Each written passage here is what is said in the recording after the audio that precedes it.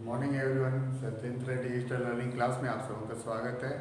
तो जैसे कि पिछले क्लास में हमने जाना था लुब्रिकेंट कूलेंट चैप्टर में लुब्रिकेंट के बारे में कि कैसे हम लोग कौन कौन सा लुब्रिकेंट हम लोग प्रयोग करते हैं। तो आज हम लोग जानेंगे लुब्रिकेशन के बारे में, ठीक है, कि किस तरह से लुब्रिकेशन मशीन के अंदर में हम लोग करते हैं। तो उसमें सबसे पहला जो है ग्रेविटी फील्ड के द्वारा हम लोग लुब्रिकेशन करते हैं। इसमें जैसे कि मशीन के पार्ट्स जो अंदर में है उसमें लुब्रिकेंट को पहुंचाने के लिए हम लोग वीक फीड लुब्रिकेंट करते हैं, ठीक है, जो कि ग्रेविटी फीड में आता है। उसमें क्या होता है कि एक टैंक रहता है जिसमें लुब्रिकेंट हमारा भरा होता है, ठीक है। उसमें जैसे लालटेन में बत्ती होता था, उस टैंक में बत्ती को डुबा करके लुब्रिकेंट में डुबा करके और दूसरा छोर उस मशीन के पार्ट्स में हम लोग रख देते हैं। बस ये टैंक है, ठीक है। तो अंदर में इस तरह बत्ती रहता है और नीचे उसका पोर्शन निकला हुआ होता है, ठीक है। तो मान लीजिए यहाँ पर पार्ट्स है, आपस में मैच कर रहा है, हमको यहाँ पर लुब्रिकेशन करना है। तो अब जो इसमें लुब्रिकेंट है वो बूंद बूंद करके वो इसमें गिरेगा। तो इससे क्या होगा कि दोनों जो गियर है मैच कर रहा है वो लुब्रिकेशन अपने से होते रहेगा। तो ये ग्रेविटी फीड के अंतर्गत ये आता है। अब दूसरा जो है वो है फोर्स फीड। इसमें हम लोग लुब्रिकेंट को फोर्स के द्वारा पार्ट्स तक हम लोग पहुंचाते हैं लुब्रिकेशन के लिए। तो फोर्स फीड में हम लोग जैसे सेमी सॉलिड लुब्रिकेंट पिछले क्लास में हम लोग जाना था, तो वो हम लोग प्रयोग करते हैं। जैसे ग्रीस, तो फोर्स फीड में हम लोग ग्रीस का इस्तेमाल करते हैं। जैसे जहाँ पर जो पार्ट्स ज़्यादा काम करती है उस जगह हम लोग ग्रीस का इस्तेमाल करते हैं। तो अब फोर्स फीड में हम लोग इस्तेमाल करते हैं ग्रीस गन का, जिसमें हम लोग ग्रीस भर करके उसको हम लोग प्रेशर के द्वारा दबा करके उसको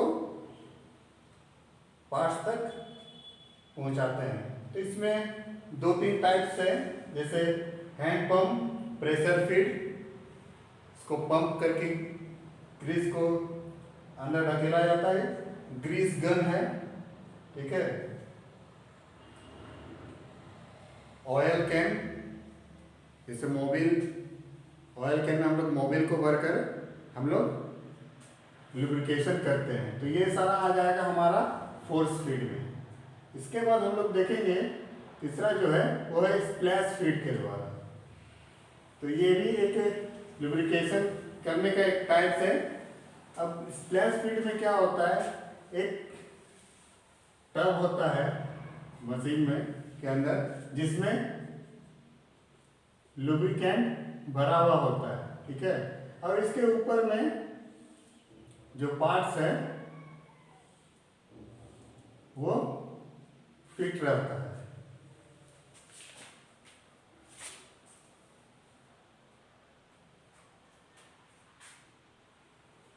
अब ये जो शाफ्ट है इसमें एक रिंग चढ़ा हुआ होता है, ठीक है। तो जब ये शाफ्ट घूमता है तो जब शाफ्ट घूमता है तो रिंग भी उसके साथ साथ घूमता है। तो रिंग का आधा पोर्शन जो है वह लुब्रिकेंट में डूबा हुआ होता है। तो जैसे जैसे वो शाफ्ट घूमता है तो रिंग भी घूमते रहता है। तो इससे क्या होता है, जो रिंग लुब्रिकेंट में डूबा हुआ है वो फिर ऊपर आता है। उससे क्या होता है, लुब्रिकेंट भी उस रिंग के साथ साथ ऊपर जाता है, लुब्रिकेशन होते रहता है, ठीक है। तो ये हुआ हमारा स्प्लैश फीड। अब स्प्लैश फीड में दो तीन तरह का फीड है, जैसे रिंग ऑयलिंग, ये जो हुआ ये रिंग ऑयलिंग हुआ। इसके बाद chain oiling, worm, gear, bath. तो अब इसी की जगह यहाँ चैन भी हो सकता था, ठीक है। तो अगर यहाँ चैन रहता तो हमारा वो हो जाता चैन ऑयलिंग, ठीक है। अब चैन की जगह फिर अगर वहाँ वर्म गियर रहता तो वो वर्म बाथ ऑयलर हो जाता, ठीक है। तो ये हो गया हमारा मेथड्स ऑफ लुब्रिकेशन। तो 3 तरह का लुब्रिकेशन होता है, ग्रेविटी फील्ड, फोर्स फील्ड और स्प्लैश फील्ड। अब आगे हम लोग बात करते हैं कूलेंट का, कि हम लोग कूलेंट कहाँ पर उपयोग करते हैं। तो जैसे कि हम लोग प्रैक्टिकल में किसी भी चीज़ को काटने के लिए या काटते समय हम लोग कूलेंट का इस्तेमाल करते हैं। जैसे ड्रिलिंग करने समय भी हम लोग कूलेंट का इस्तेमाल करते हैं, हैक्सॉइंग करते समय भी हम लोग कूलेंट का इस्तेमाल करते हैं, ठीक है। तो ये कूलेंट आखिर हम लोग इस्तेमाल क्यों करते हैं? जॉब को ठंडा करने के लिए, कटिंग एज को ठंडा रखने के लिए, जिससे हमारा कटिंग एज ज़्यादा देर तक लास्ट करे, ठीक है। तो कूलेंट का बहुत तरह का उपयोग है, ये हम लोग जानते हैं। सबसे पहला कि कार्य करते समय जॉब को ठंडा रखने के लिए, कार्य करते समय टूल के कटिंग एज को ठंडा करने के लिए, टूल की हार्डनेस और टेम्पर को बनाए रखने के लिए। उसका हार्डनेस और टेम्पर अगर चला गया तो फिर से उसको ग्राइंड करके या टेम्परिंग करके फिर से हम लोग को कटिंग एज बनाना होगा। कटिंग चिप्स को साफ करने के लिए, कि जब हम लोग कूलेंट का इस्तेमाल करते हैं तो चिप्स भी हट जाता है। जॉब को अच्छी तरह फिनिशिंग करने के लिए, अधिक स्पीड पर कार्य करने के लिए। तो ये सब इसका फंक्शन है, इसका उपयोग है कि कूलेंट हम लोग किस लिए उपयोग करते हैं। अब हम लोग इसका टाइप्स के बारे में जानेंगे, कितना तरह का कूलेंट हम लोग इस्तेमाल करते हैं। जैसे है हवा, एयर। तो ये जो कूलेंट है इसको हम लोग कहाँ इस्तेमाल करते हैं? तो आप लोग देखे होंगे घर में आजकल प्राय सबके पास मोटर होता है, तो मोटर के एक साइड में देखिएगा पंखा लगा हुआ है। तो वो पंखा हम लोग को मोटर को ठंडा रखने के लिए दिया गया है, कि जैसे मोटर स्टार्ट होता है तो वो पंखा भी घूमने लगता है। उससे क्या होता है, हमारा जो मोटर है वो ठंडा रहता है, वो हीट नहीं होता है। तो हवा भी कूलेंट के रूप में हम लोग इस्तेमाल कर रहे हैं। इसके बाद है कटिंग कंपाउंड।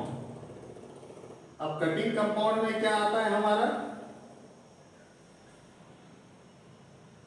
तो कटिंग कंपाउंड में हमारा यहाँ आ जाएगा सोल्यूबल ऑयल, ठीक है। हम लोग सोल्यूबल ऑयल का भी इस्तेमाल करते हैं कटिंग के टाइम में, ठीक है।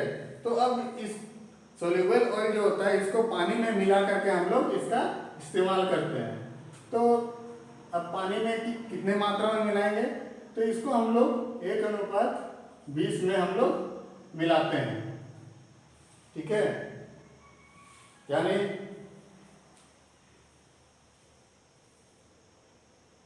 20 भाग पानी में 1 भाग सोल्यूबल ऑयल हम लोग मिला करके इसका इस्तेमाल करते हैं। और जब हम इसको मिलाते हैं तो ये दूधिया रंग का ये कंपाउंड हो जाता है।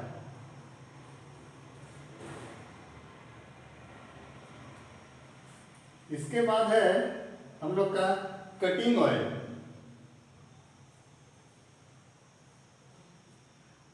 अब कटिंग ऑयल कई तरह का होता है, मटेरियल के अनुसार वो चेंज भी होता है। तो इसमें हम लोग मिट्टी का तेल, तारपीन का तेल हम लोग इस्तेमाल करते हैं। तो जैसे एल्युमिनियम में हम लोग मिट्टी का तेल इस्तेमाल करते हैं, ठीक है। तो मिट्टी का तेल भी एक प्रकार का कूलेंट है, मिट्टी का तेल और तारपीन तेल। तो ये हमारा 3 तरह का कूलेंट हम लोग इस्तेमाल करते हैं। इसके बाद आप जानेंगे मेथड्स ऑफ यूज, कि किस तरह से हम लोग कूलेंट को इस्तेमाल कर सकते हैं।